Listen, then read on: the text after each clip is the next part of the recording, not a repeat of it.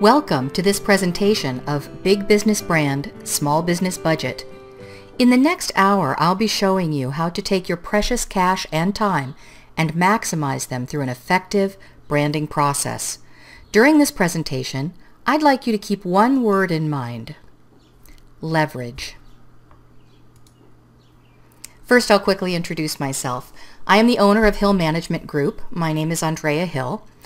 My company has 4 brands serving small business owners: Strategy Works, which provides strategy consulting; Support Works, which provides marketing services; Mentor Works, which is engaged in professional development; and Jewelry Works, which is a news site for small business owners in the jewelry industry. I've spent most of my career as a fix-it specialist for ailing companies, and I've been the president and/or CEO for companies ranging in the $45 million to $600 million a year revenue ranges, including companies like Rio Grande in the jewelry industry and Fulcrum Direct, which had several catalogs in the apparel industry. Over the years, I've developed considerable expertise in the strategies that facilitate growth and profitability. I am known for my marketing and branding successes, and all of the companies I've run have been marketing and branding intensive. In 2007, I left my last corporate post to form my own company because I wanted to take what I had learned over the years and bring it to small business owners so that they could compete more effectively in our increasingly boundaryless world. So let's get started. Before you can achieve a compelling big business brand on a small business budget, you have to understand what a compelling big business brand is. So here's what we'll learn today. First, you may be surprised by how many people don't really know what a brand is, so we'll be covering the meaning of brand and how that meaning has changed over the last 50 or so years. Next, we'll review the building blocks of brand, so you can make a plan for how to get all your own building blocks in place. Once you know what to do to create a brand, we can start discussing how to express the brand. We'll discuss how to get the biggest bang for your marketing buck by fine-tuning the ways you express your brand through all of your media, personal and service exposures. And I'll show you how to maximize your brand exposure using the most powerful tools of our times.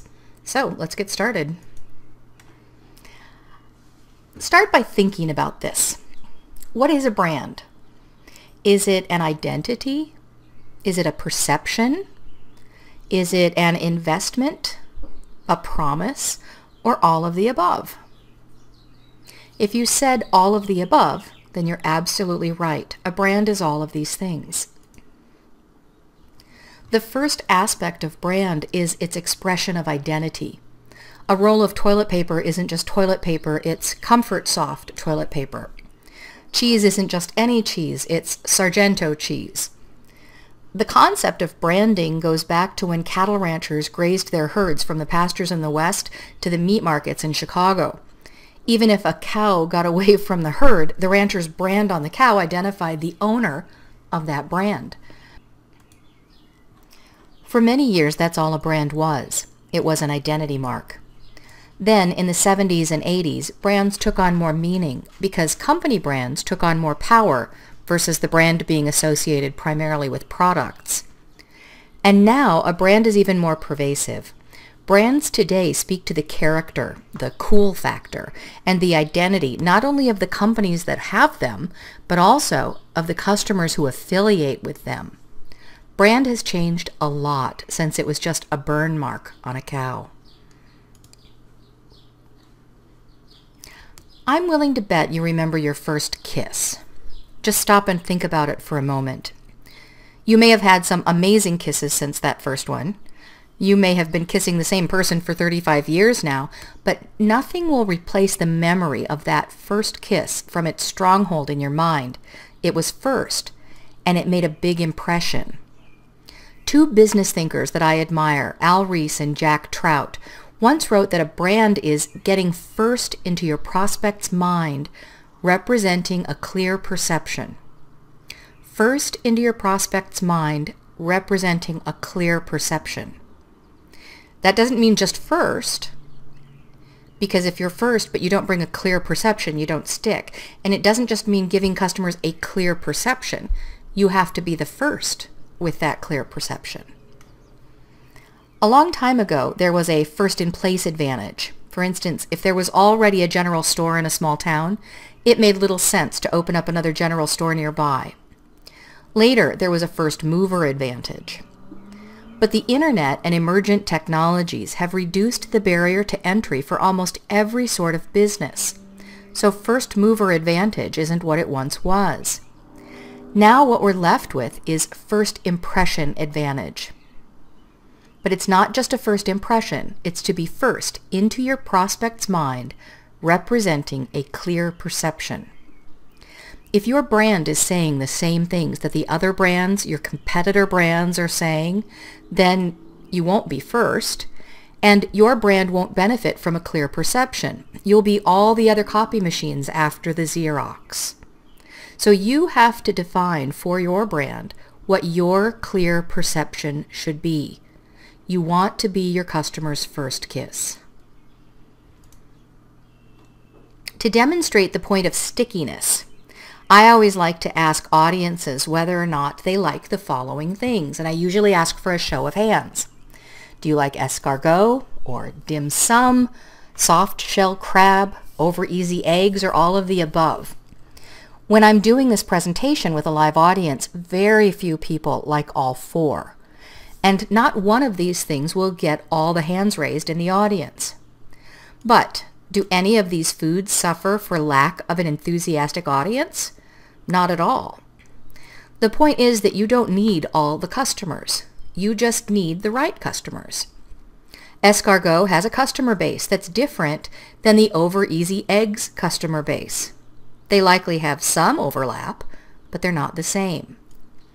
You must figure out who your customer base is and then convey your brand and its unique perception to that base. You are creating fans for the idea of what you have to offer, even before they become consumers of what you have to offer. You need a flavor and an enthusiastic diner. One without the other is insufficient. But when you put the two together, that's what makes a brand sticky. To demonstrate the power of stickiness, are any of you craving any of these things now that you've thought about them? That's what happens when a brand is sticky to a particular group of people. You can easily trigger their interest and enthusiasm. Sticky is awesome. People often tell me, I can't afford to be a brand. Brands are expensive and I don't have the money to make that kind of investment. They are partially right. Brands are expensive. They can be expensive in dollars. For instance, if you want to be a theme park producer and go up against Walt Disney, you must have a Disney-esque marketing and brand budget. Even brands that aren't Disney-esque will require some financial investment. But the investment that isn't as obvious to most people is the investment of time, energy, and discipline. To be a successful brand, you have to execute on all the things I'll speak of today. That is a significant investment and it never stops. You harvest the benefits of each effort and immediately plant again for the next. So, a brand is an identity, a brand is a perception, a brand is sticky, a brand is an investment, and a brand is a promise, or more important, it's a promise kept. A brand can evolve and progress over time, but it must have some principles and values at its core to which it always stays true. Once you make those commitments to your customers, you must keep them and continue to build on them. There is no such thing as a brand that is a flash in the pan. Some exciting business ideas and products come and go, but to be a brand, you must have staying power. And to have staying power, you must make and keep a commitment to your core customers. Now that we've talked about what a brand is, we'll get into the building blocks of a brand, which include your secret sauce, your graphical elements, and your offering of services and products. Before you can do any successful marketing, you have to be really clear on your strategic elements. This is what I call the secret sauce of your business. Strategy is all about differentiation and competitive advantage. Differentiating alone is not enough, and competitive advantage alone is not enough. You must have both.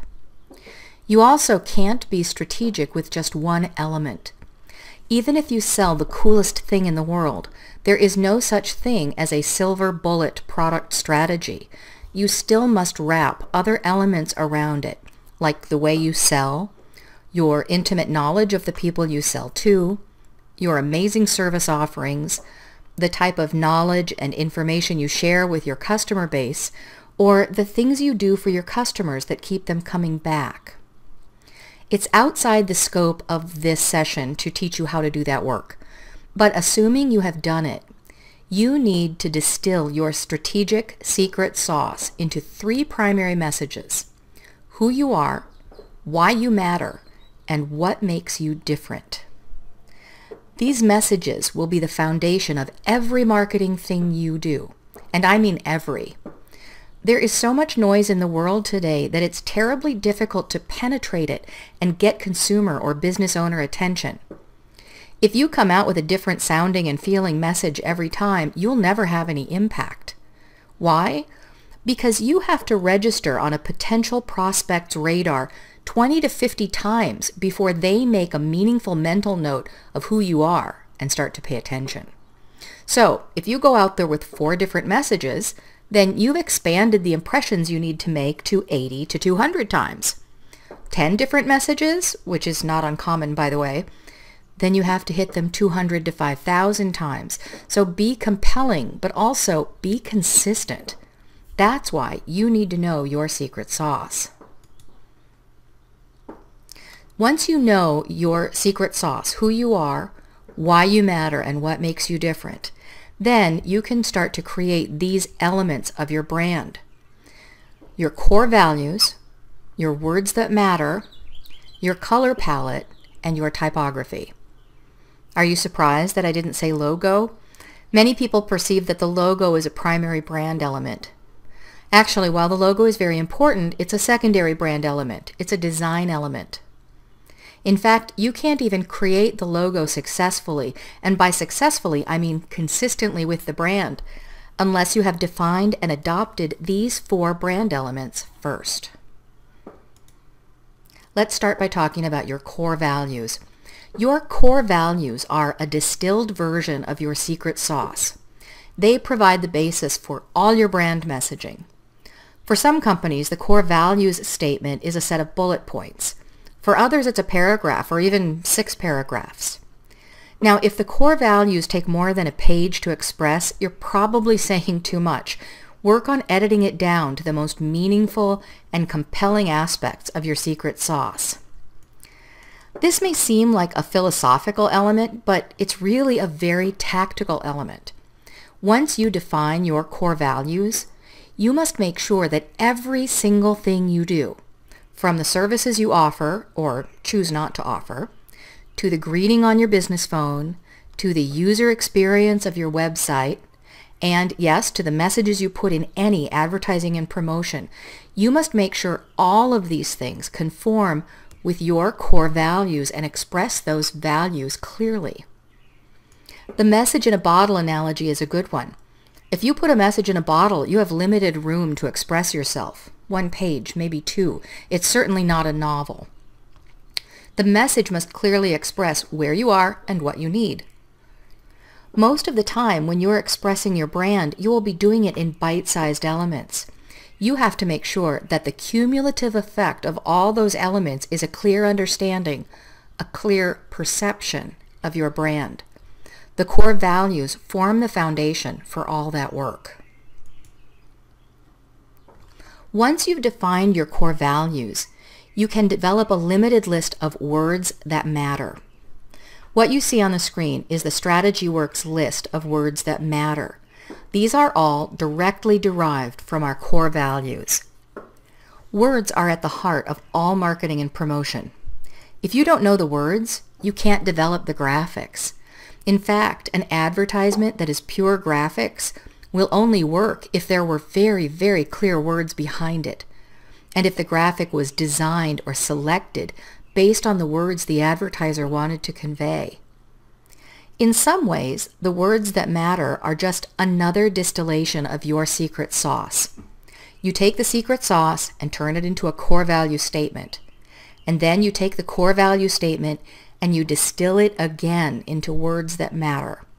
This is how important your secret sauce is. If you want to create a clear perception of your brand, then you must express the same ideas over and over and over again. Note that all the words that matter, or the words in the Words That Matter graphic from StrategyWorks, have equal weight. That's because our biggest ideas are small business and answers. Our next biggest words are strategy, experts, experience, and succeed.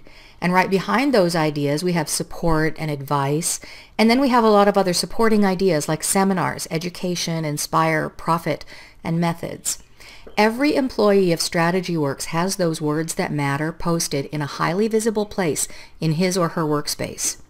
We produced a high-quality image, we laminated it, and it gets distributed to everyone.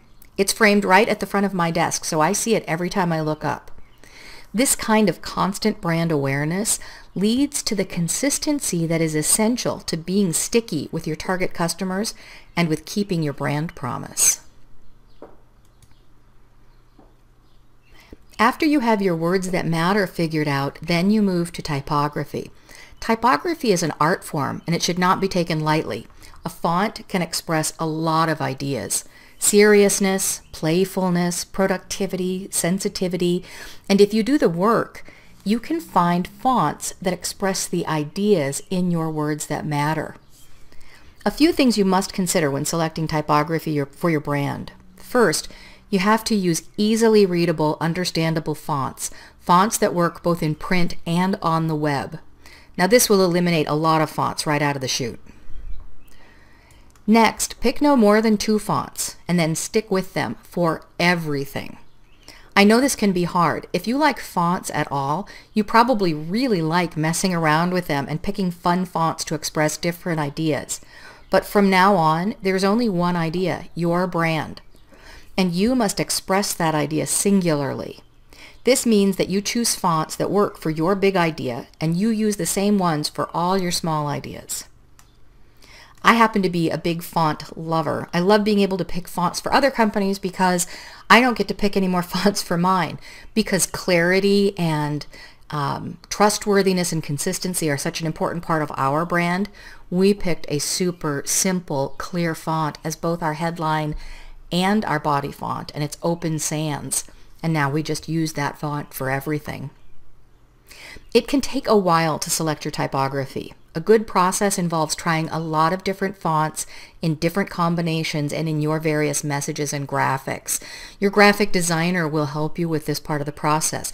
If you can express the ideas that the typography needs to show, then a good graphic artist will understand the fonts that are available to express those ideas. And again, once you make it, your typography selection should be used in everything, even the typeface of your email. Remember, you are seeking to create a singular, consistent brand image. So if it's in type, it's in your typeface. Your brand also requires a color palette. This palette is the StrategyWorks palette, and every company's palette is different. Believe it or not, the palette will also come from your core values and your words that matter. That's how consistent you want to be.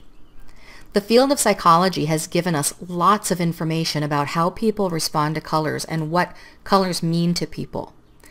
There's no such thing as a universal truth about a color, and there are definitely cultural differences and influences in how we view color. But these good broad guidelines are better than no guidelines at all. To select your palette, you take what you know about your brand and you think about how those words and messages would be best expressed in colors. And it's not just color, it's saturation and hue and tonality. A palette typically requires 4 or 5 colors to be expansive enough to cover all a brand's bases. For instance, the primary colors of our brand are the blue and green you see on the left. But, well, here's a good example. In this PowerPoint presentation, the blue was too dark and the green was too light to be effective as the major colors. So the orangey brown was perfect to anchor the presentation, and the red would have been obnoxious. It's just a highlight color. You must also be very specific in your color selection. Anyone who does marketing or graphics for you, once you've selected your color palette, has to have the HTML RGB and CMYK color codes for each of the colors in your palette. The usage has to be precise or it won't be your brand color. And now maybe you can see why the logo should be developed after the primary brand elements are developed. You need to know your values so you can decide upon your words and messages, and then your typography, and then your colors. And then the logo will make sense and it will be powerful within the context of those elements. If you have a known logo, I'm not a big fan of rushing out to change a known logo. If you've already built brand equity, by which I mean recognition, into your logo, then changing it could do more harm than good. In cases like that, what we do is look at ways to tweak the existing logo to keep it as close as possible to the logo that they already know. You may want to change the font of a subtext that always runs with your logo, or modify the color of the logo but leave the graphics the same. Just keep in mind there are ways of making adjustments for a known logo that don't have to involve a complete do-over. Now, if you do not have known equity in your logo, this is a great time to actually design the logo that goes with your brand elements, and you'll find that that design process will go much better than any previous logo design processes you've been through, because you will actually know what makes sense and what doesn't. And that's it. These are the elements of your brand: your core values, your words that matter, your typography, and your color palette. So now let's talk about the last two building blocks of your brand, which is services and products. If your services, communication style, and engagement practices aren't in alignment with your brand strategy, then even a $100,000 brand package from one of the hottest New York branding agencies won't help you. For instance, if your brand words say warm, supportive, service, and caring, but your service policy doesn't allow for returns that are at least as generous as your competitors, that's brand dissonance. If your brand colors say bright, enthusiastic, innovative, energetic, but your receptionist answers the phone like this: "Good afternoon. Thank you for calling Energetic People Incorporated," that's brand dissonance. If your brand suggests that you are communicative and interested in your customers, but you never ever respond to their comments on social media, that's brand dissonance. It's also really bad social media practice. Test every type of customer interaction, from your service policies to your sales approaches, and including the way your staff dresses and presents itself outside your business at industry events and networking. In fact, if you've ever struggled with a business attire policy, having your brand nailed down will help you with that. Use your brand to define it. If your brand says casual, hip, and earthy, but you're making your staff wear nylons and suits, that's brand dissonance. On the other hand, if your brand says formal, luxury, high-end, you can explain the attire requirement within the context of your brand. So as you can see, every way in which you interact with your customers through services and sales engagement is part of your brand, and all of those things need to be consistent with the brand. Now, you probably got into business because you knew how to make or acquire something that you could sell. Most likely, you have a passion for that thing. And if you're a passionate product sort of person, then it's possible that your passions are also evolving over time. It's also possible that you become bored with one thing and get excited about another. If you want your business to survive and your brand to thrive, you must ensure that your product development evolves in a consistent manner with your brand. It doesn't mean that you won't have opportunities for change, but it does mean that you have to manage change within your brand boundaries. You also have to ensure that every product you release fulfills the promise of your brand. In the software world, there are software companies that are known for putting out products on the bleeding edge of technology. It's okay with their customers if they have bugs in their product releases, because it's the promise of the bleeding edge that is so exciting to their target buyers. On the other hand, if SAP, which is a leading business operations software provider, puts out a product with bugs, That makes their customers crazy. SAP doesn't promise to be bleeding edge. Their brand promise is to be reliable and stable and steady so their customers can focus on running their businesses. If your brand promises to be stylish, then it's not okay if your designs are dragging behind fashion trends by 2 or 3 years. On the other hand, if your brand is about being timeless, then you better not be trendy. Use your brand to guide and focus your product development, and then test every product against your brand. This will help you maintain consistency in your brand promise.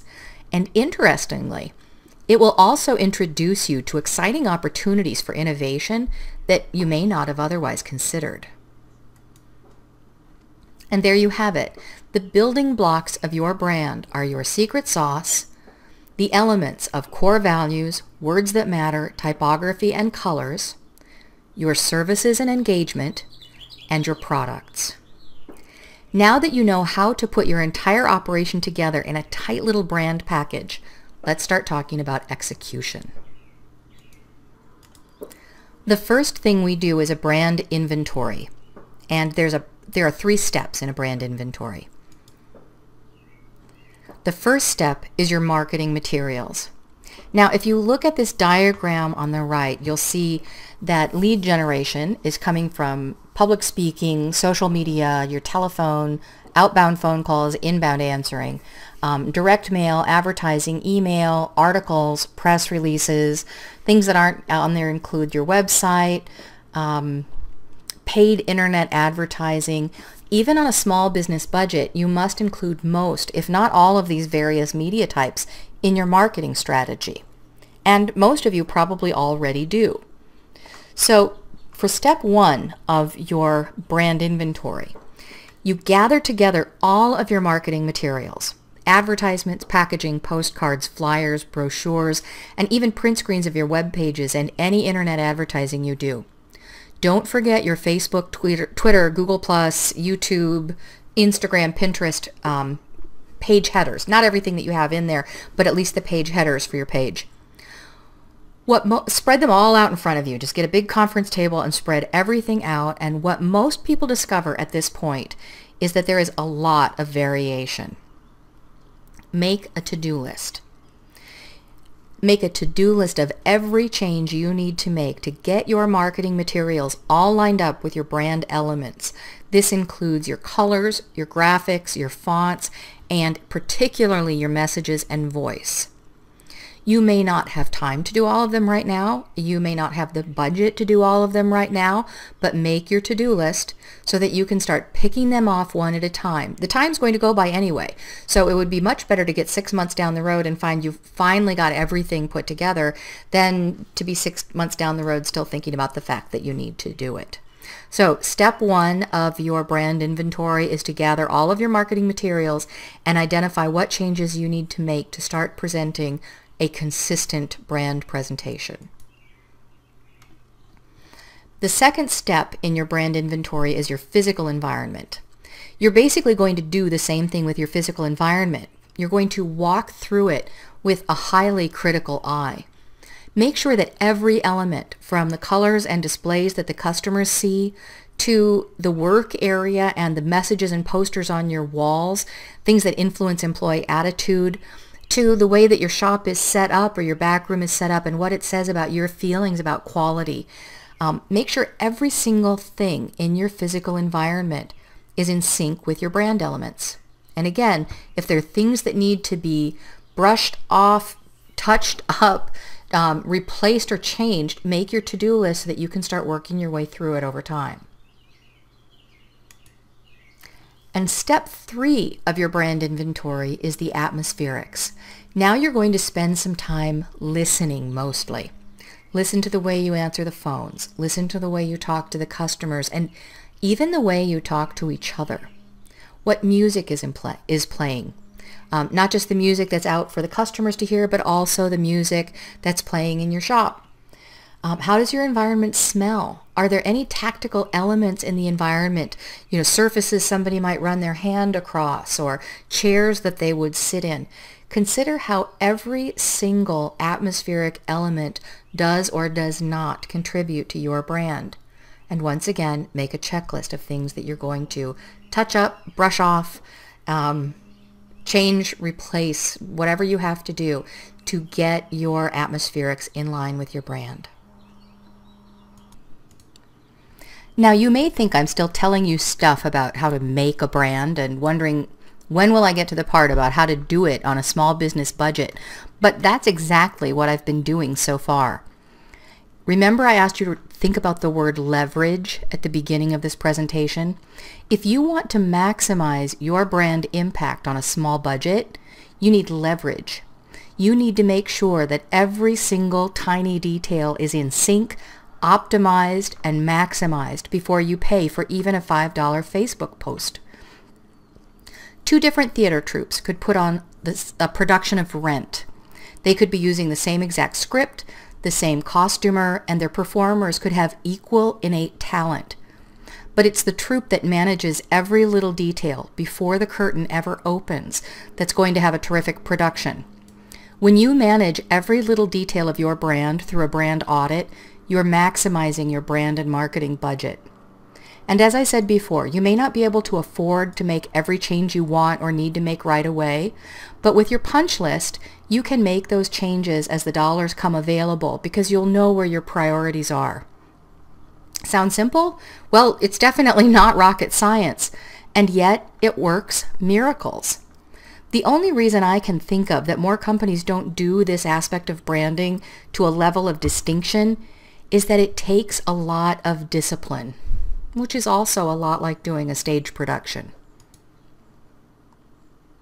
Now it's time to talk about some exciting tips and tricks to magnify your exposure. When it comes to getting press coverage, it's often a case of who wore it better. Editors are inundated with press requests, and they must make choices that fit with their editorial direction and add value to their publication. Now, a magazine like US Magazine may get a certain amount of benefit from showing the don'ts, but your trade editors never want to make you look bad. So the first rule of thumb is to have your act together. Since you've done a brand audit, you can be confident that everything the editor sees about you represents one unified, streamlined, well-dressed story, and that will get her attention. What will keep her attention is the story itself. Editors see tons and tons of new this and new that, but they don't always have good editorial angles to work. There's really only so much room for pretty pictures, but you can do the work for her. You see, you've figured out who you are, why you matter, and what makes you different. And it's that information that makes press releases come alive. Try to make your press communications feel like a serial novel. Each installment should build on your brand story. You'll maximize your editorial appeal, and you'll offset some of the dollars you would otherwise have to spend on advertising. When it comes to advertising, layering is required to be successful. Layer after layer after layer of consistent messages that culminate in one strong brand awareness. McDonald's has always been the genius of this.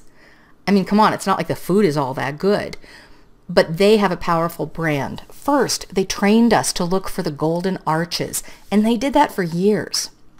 Then, in the 1970s, they got harried moms to look at them as a time and sanity saver. And today, we're just loving it. They may run thousands of little product ads and promotions, but they always have one main vein of promotion running. That careful, consistent, memorable theming is what turned McDonald's into the powerhouse brand they are today. Now, their marketing department probably gets sick of it long before we as consumers do. And there's a reason that they continue with this method today, because they know that no matter how big you are, you have to be repetitive and consistent to make your message stick. Even McDonald's doesn't get a silver bullet.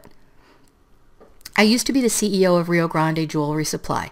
When I got there in 1996, they enjoyed very little brand recognition outside their immediate region. We changed several things during those first few, during all my years there, but the main change was that we stopped advertising every laser welder, earring back, and hand tool. Instead, we started advertising the brand. Because when you're advertising a bunch of little products, and we had 30,000 to choose from, we never created one cohesive message. So when we advertised the brand, we started getting brand awareness outside the region. And we didn't just advertise the brand. We advertised the brand as a friend to designers. And our brand awareness grew exponentially. If you want to create exposure, to increase your exposure through advertising, then make every single exposure work for you as a layer in a greater whole. Why spend 20 exposures making 20 different impressions when you can spend 20 exposures and have it all add up to one clear perception?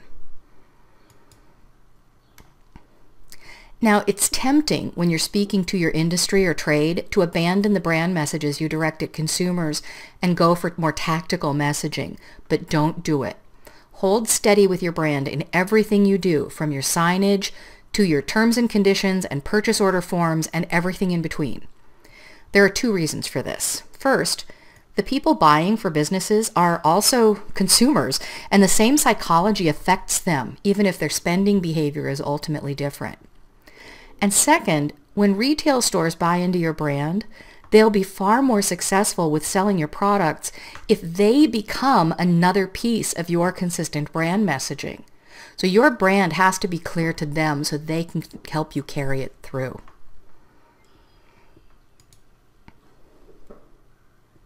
Now let's talk about moving your brand into the internet. Don't make the mistake of thinking that if something is on the internet, it's social, because we're going to really focus on social. But it's two different things. This diagram by Forrester Research illustrates the various channels or media that you have for marketing. And the ones in blue are specifically the ones that are social. So here are some things on the internet that are definitely not social, or which may not be social. Search is not social. Your website may not be social, but it should be.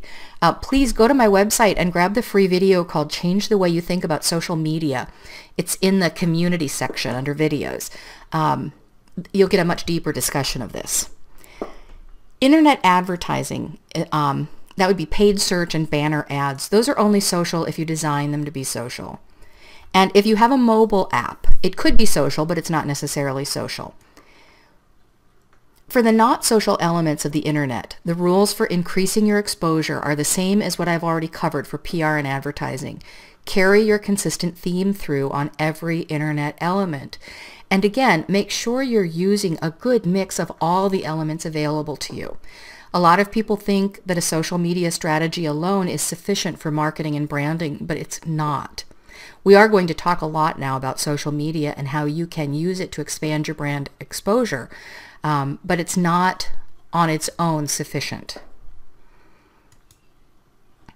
Okay, so it is in social that your opportunities to expand your brand change up a bit. Social media is the wild, wild west, and consumers on social are influencing brands as much as brands influence consumers. And this presents some exciting opportunities for small business, but it also introduces challenges. Now, for the most part, small businesses aren't making huge mistakes in social media. Rather, they're just being sort of meh. There's a social media game to be played, but most small business owners haven't really joined it yet. Everything we've talked to up until now has set you up for consistent, interesting, sticky branding. So now let's talk about using social media to take it to the next step. If you just do social media without all the preparation we've already discussed, your social media efforts will be weak and lame. You need the foundation of messaging we've discussed to pull off the sort of social media efforts that lead to genuine brand awareness. The exciting thing about social media is that it can expose you to hundreds of thousands of potential customers, customers that you wouldn't have been able to reach in previous decades without spending money on primetime television advertising. But it's not magic, and it doesn't happen overnight. You have to work each social media channel effectively to have it pay off in brand awareness. Now, what does effectively mean? First, it means you'll be staying within your brand elements. Your voice is particularly important in social media because much of what you communicate will be in writing. And yes, images are a very big part of social media, but your voice plays a powerful role. If you speak out of voice, then you lose the thread of the impression that you're making. Don't waste your breath. Stick with your brand voice. Second, it means that each social media channel has its own conventions. That's true in traditional media as well. For instance, you don't write a novel on a billboard. I mean, you could, but it won't work.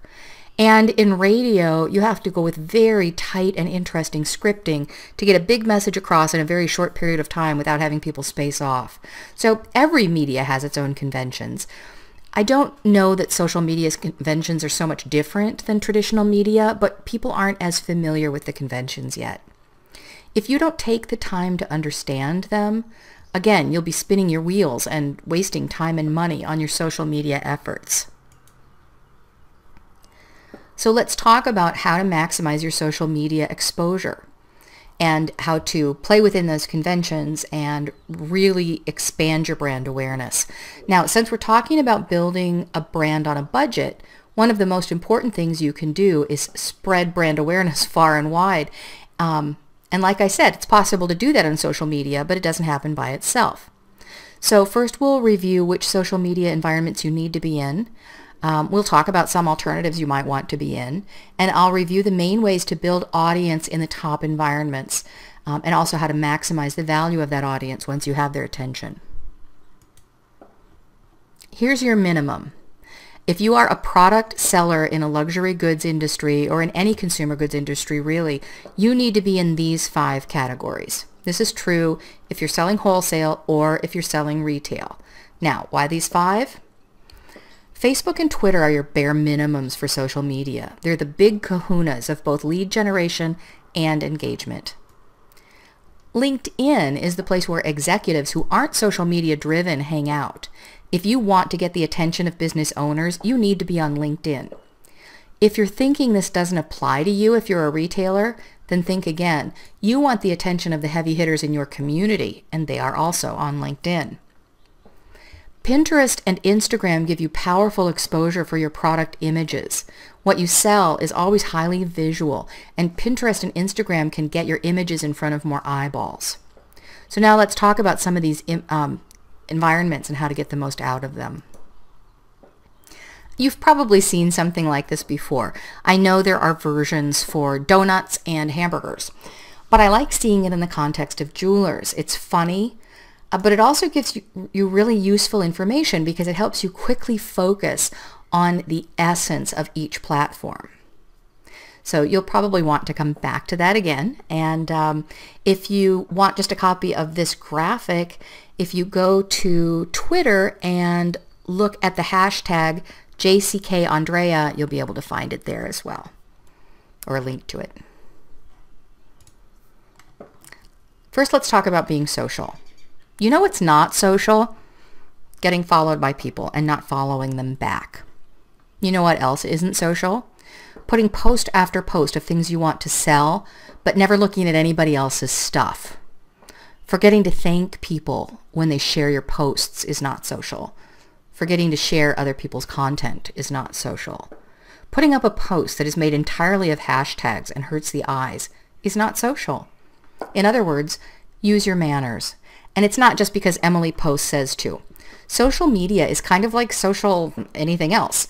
If you're the person who only talks about himself at parties, who expects people to pay attention to him but doesn't pay attention to anyone else, and who doesn't find other people interesting, then you're not going to have many friends, right? They'll glaze over when you start talking and wander off to hang out with someone more interesting. Social media is the same way. If you want to get the benefits of social media, you have to remember to use your manners and be social. Now, does this mean you won't encounter doofuses and trolls out on social media? Yes, you will. And you'll probably block them or ignore them.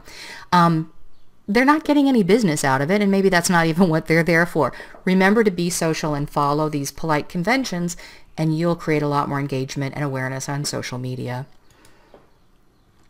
Let's start with Facebook. Facebook can be very challenging to build audience in. It's much harder, in fact, than Twitter. But there are more people there. So you really want to build your audience in Facebook. It can be done, but you have to pay some real good attention to it. Now, I do say this with a caveat. Less and less page content is making it to followers. In fact, we believe at this point it may be as little as 1 to 2% of organic content is making it to your followers. So if you only have 1,000 Facebook fans, then only 10 to 20 of them will ever see your page posts. Obviously, that's not worth the effort. So to make your Facebook pay, you have to build your audience. And most people that are getting good engagement that leads to sales on Facebook have 25 to 35,000 followers. The primary way to build your audience on Facebook is by a combination of inviting people to your page and sharing interesting content. It's both as simple and as difficult as that. You can use Facebook Custom Audience to build your page fans. This feature allows you to upload all the contacts in your contact database to a Facebook ad page. And what Facebook does with the data is they compare it to all the email addresses already in their system. Facebook matches your customer data with current Facebook members, many of whom are not likely to be following your page yet. And then you're able to send a Facebook ad to all the members of your custom audience and invite them to like your page. Now, your list is not shared with anyone else other than Facebook. Facebook has your customer list, so that's the thing you have to think about. But it does allow you to take a very targeted audience of people and invite them to participate with you in a social environment where they'll get more engagement than they're probably getting right now from you. Facebook is also a terrific platform for hosting incentives and contests and games. You can use a simple tool called ShortStack to create Facebook apps. For about $30 a month, you can build as many games, contests, and interactive experiences as you want. And they have almost 100 pre-made templates. Again, that product is called ShortStack. Make sure that many of these interactive experiences ask for an email address. So tell the customer, hey, we have this game or this contest, or, rate the picture, whatever it is, vote on the design. But to participate, they have to give you an email address, which of course you're going to put in your contact management system so that you can email these customers and talk with them in other forums as well. A few housekeeping things you can do to build your Facebook following is to make sure you have your Facebook link in your email signature and also a Facebook like button on your website. And finally, get creative with other Facebook page owners. Find a page owner with a similar clientele to yours and do a cross promotion with them. You encourage your page followers to follow them, they encourage their page followers to follow you, and you guys both offer some sort of incentive to the two groups. So there's no magic here. There was no wizardry. It's just work. But if you're putting out messages that are very consistent with your voice and you're using similar colors and similar imagery every time you go out there, then you're going to build impressions faster than if you were doing lots of random things. And that combination of building impressions faster and really working on building your Facebook audience will get you a broader audience to communicate with and obviously more people who know your brand.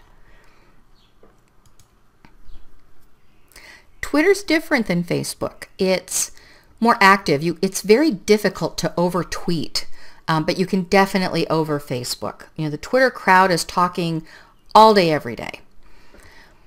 If you have 800 followers on Twitter and you're excited about that, then I'm afraid I'm going to burst your bubble. The bare minimum of followers that will benefit you on Twitter is 2,000, and your goal should be to get to 60,000 or 80,000. The good news is that there are a few fantastic tools for doing just this. My favorite is JustUnfollow. I'll show you some screenshots of that in a moment and we'll talk about it in more detail. But before we go there, let's look at a few pointers about good Twitter usage. Twitter has a custom audience feature just like Facebook, or it's similar to Facebook's.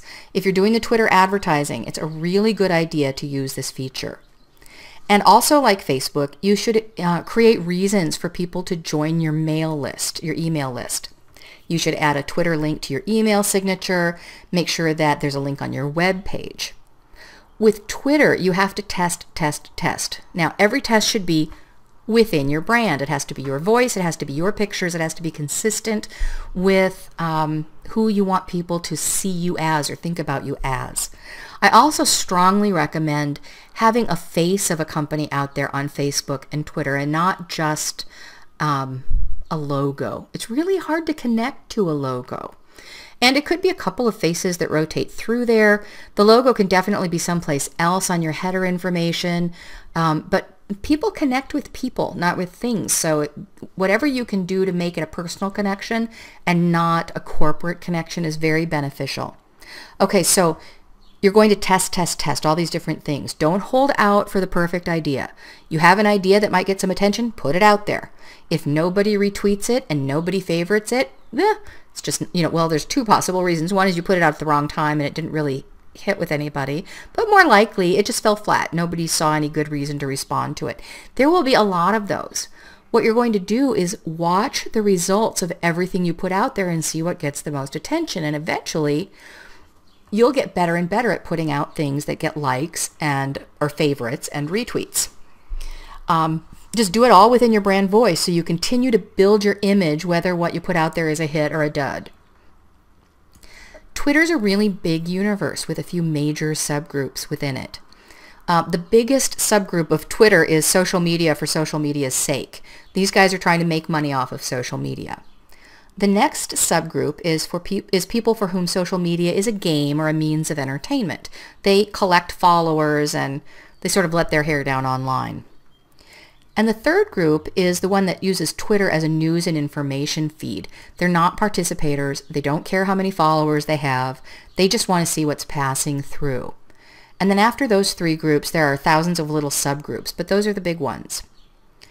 The good news for you as a consumer goods, luxury goods seller is all of these people could potentially buy jewelry. So you're going to cast a very big net and let the wrong fish swim on out, and the right ones will stay. And they will ultimately expose your brand to their friends and followers who are also interested. So you want to cast as wide a net as possible on Twitter, because Twitter will give you far more followers far more quickly than Facebook ever will. And you can bring more of those Twitter followers over to Facebook to join you there. And then you're engaging them in both places. And that increases brand awareness. I'll tell you how to do that in a moment. So first, let's look at this product called JustUnfollow. JustUnfollow is a tool for building your Twitter visibility and engagement. It does also work on Instagram, but right now the tool is more powerful for Twitter. There's a free version that's good for one account, like if you just have one Twitter account. There's a $10 a month version that will let you manage two accounts, like a Twitter and an Instagram, and a $20 a month version that will let you handle 5 accounts. And then there are larger subscriptions for people who are doing social media management. By the way, I don't get any endorsements or money or benefit from JustUnfollow or who did I mention before, ShortStack. These people don't even know I'm talking about them. It's just these are the tools my company has chosen to use after testing a lot of tools, and I figured I'd save you the testing and tell you which ones we think are best to use. Okay, here are the things JustUnfollow will do for you. It will show you who your fans are, which of course are different than friends, right? See, with friends, there's reciprocation. Think about what I said earlier about being social. You should make sure you're following the people who are following you. So it will show you your fans and make it easy for you to follow them back. You can also see who unfollowed you. Unless you're just really enjoying their posts, it makes it really easy to unfollow them and keep your Twitter news feed filled with only the people you're actually engaging with because they're seeing what you're posting. You can also see who followed you and follow them back. You may be surprised to find out how many serious Twitter users will unfollow you in just a few days if they don't see that you've reciprocated and followed them. And you can see which of your followers are inactive. For a long time, I didn't pay very much attention to my Twitter account. And then I got interested and I started working it. I had about 1,400 followers then. And of those, over 700 of them hadn't been active in 6 months or longer. I wasn't getting any value out of them. Worse, I was assuming that my posts were potentially getting to 1,400 people when they were getting to less than 700. So these are the main things that JustUnfollow does. Let's take a look at a few screenshots. This is a screenshot from my Who Followed Me analysis. So at the top I can see new followers by day. I have 21 new followers since the last time I checked, and I usually check it twice a day.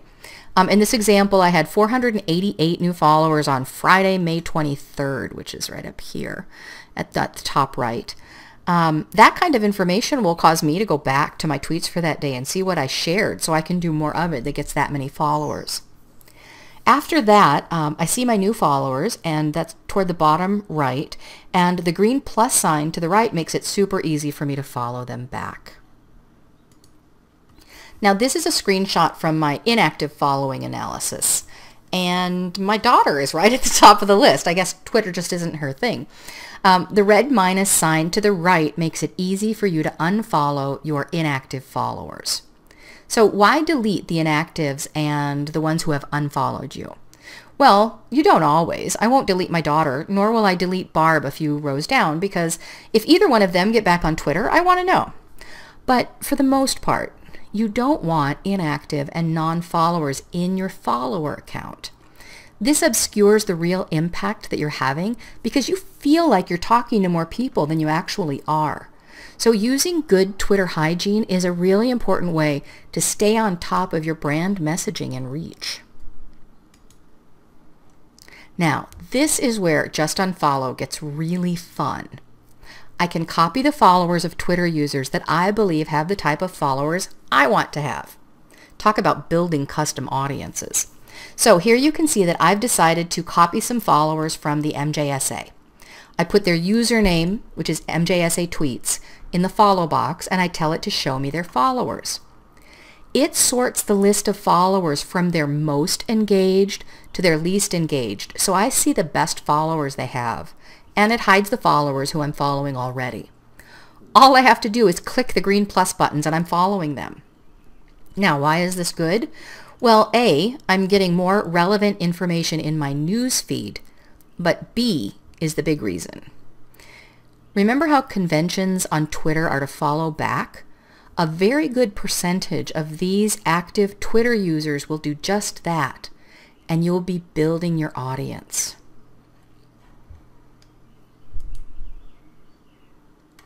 And the hashtag follow works the same way. Here I use the hashtag JCK2014, and then I was given the most engaged users of that hashtag to follow. So I use the copy followers and the keyword follow to grow my answer, or my audience. Now what I do with my Twitter feed is I go in and follow about 200 to 250 people a day. And when you're over 2,000 followers, you can follow more than that. There are Twitter limits. You'll just hit them, and Twitter will make you wait 2 or 3 days to come back and follow anyone else. But I follow 200 to 250 a day, and then I go back to the who's not following me screen, and I unfollow the oldest 150 or so that aren't following me still. And that way I know those are people I followed, 2 or 3 days ago, and they haven't come back and followed me yet. And so I just drop them and I go after some new users.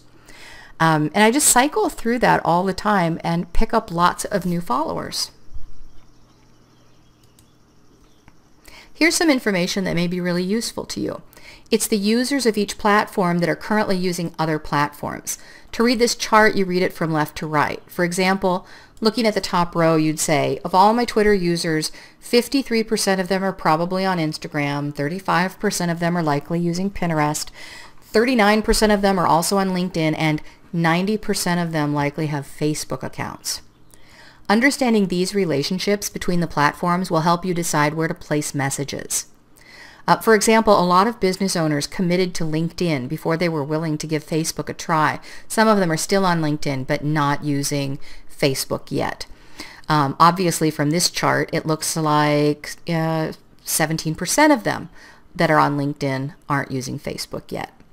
So you may find that you have 800 contacts in LinkedIn but only 73 fans on your Facebook page. Did you know that you can download your entire contact list from LinkedIn as a spreadsheet file? And then you can upload those email addresses as custom audiences in Facebook. Again, you could do the same thing in Twitter. According to the chart above, you could expect approximately 83% of your LinkedIn users to also have a Facebook account. And then you could send a targeted ad to your Facebook custom audience or to your Twitter custom audience, encouraging them to like you or follow you. Why would you want to do this? Well, a couple of reasons. One, you want to engage your customers in as many different places as possible. If they see your ad in a trade magazine and they get your postcard in the mail and they also see you go by in their Facebook news feed and they chat with you once in a while, and then you show up in their Twitter feed and you put something interesting on LinkedIn, and they also encounter you at a trade show, all of these impressions are adding up to one big impression, particularly if you're using all the conventions we've talked about today and you're building this powerful brand image. Also think about it in the term of how LinkedIn is, when you're comparing the networks. LinkedIn is the least social of the social environments. LinkedIn conversations are very focused on hiring and networking and selling services. So if you want your customers to have a more meaningful engagement with your company, you really need to draw them into where the conversations happen. That's actually mostly Facebook. Or you could think about it in terms of a different social context. If you run into someone in the lobby or the elevator of your office building, you're more likely to have a brief or more formal conversation with them than if you happen to sit down next to them in a bar or catch them at a social event. In this case, LinkedIn is the lobby and Facebook is the bar. Neither one's better than the other, they're just different. If you want to build a more complex relationship with someone, you need to meet them in a variety of scenarios. Have you ever had the experience where you see someone at the coffee shop that you usually see at the gym and you don't recognize them? Context is important to how we recognize people. You want to be known in multiple contexts to your prospects and customers, and that's going to help your brand and your message be more sticky. Here's another cross promotion. It's from my own Twitter and Facebook pages. So on Twitter, we posted that we'll be live tweeting this presentation under the hashtag JCKAndrea, but we also told them that we'd have richer content on our Facebook page because we don't have the character limits. And then there's a link to the Facebook page. Now that would get my Twitter followers that I have a lot more of like my Facebook page. And then we did the same thing in reverse. On Facebook, we let people know that if they weren't following us on Twitter, they'd get different types of information on this speech on the Twitter feed than they were going to get in Facebook. Doing this sort of cross-promotion helps you bring followers from one network to the other, which multiplies your opportunities for engagement, which builds your brand. Using social media to expand your brand is important because social media does deliver the numbers, but impressions alone don't mean much. Some people say they don't mean anything, but that's not quite true. If you're following all the guidelines I've offered you today, you are creating a cumulative impression with your brand, and that is meaningful. It's the subliminal sticky stuff in the sea of data that is the internet. But you have to have really large followings on social media to make it work. So build your followings. Spend 10 minutes per day on Facebook sharing information and posting new brand cohesive, consistent content. Searching out other people with pages with similar target customers and inviting new followers. Spend another 10 minutes each day working your JustUnfollow, following new people and cleaning out your unfollowers and your inactive followers. And then watch your engagement metrics to indicate whether or not your content is resonating with your followers. If you're posting content and nobody cares, you're wasting time. A really easy way to do this is with Clout. So what's Clout? Well, it's a free service that does a decent job of measuring engagement on social media. A Clout score of 50 or higher is a good sign of engagement. I have a goal of reaching a Clout score of 82 by the end of this year. I just set that goal. It's random, so we'll see how I do. And you can see how I do because you can see anyone's Clout score. In the image on the left, you can see the red Clout flags. They're kind of toward just in the bottom half of the screen. This is from my smartphone. The flag on the right is mine, and the flag on the left is a Twitter user named Founding Mom, who's an influencer in small business circles. So I'm currently chasing her clout score, which is 2 points higher than mine. It was 5 points higher than mine when I set her as my goal. And once I pick her, once I pass her, then I'll pick a new social media influencer to meet and beat. And in the image on the right, that's where I've opened up my clout, and it shows me how much my clout score has gone up in a day, how much it's gone up over the last week, and how much it's gone up over the last month. If your clout score is going up rapidly, like once in a while I'll get a day change of like a point. Then I immediately look at what I did that day and see if I can replicate it. When my clout score goes down, it's usually because I haven't been active enough, but it's a very immediate rating. You can see your score change 2 or 3 times a day.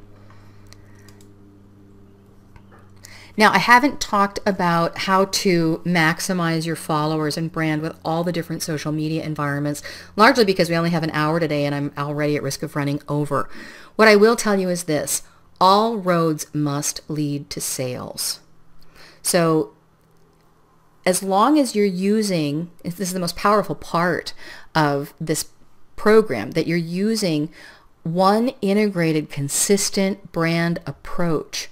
So every single impression has an exponential effect.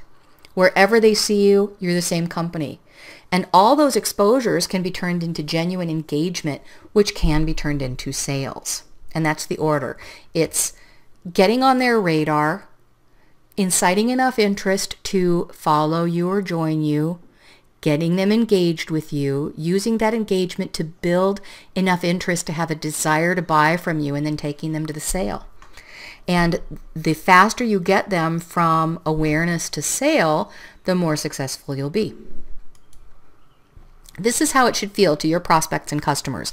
Like every page is just a piece of a cohesive story, all moving together, moving them toward engagement, and then desire, and then purchase, and then loyalty.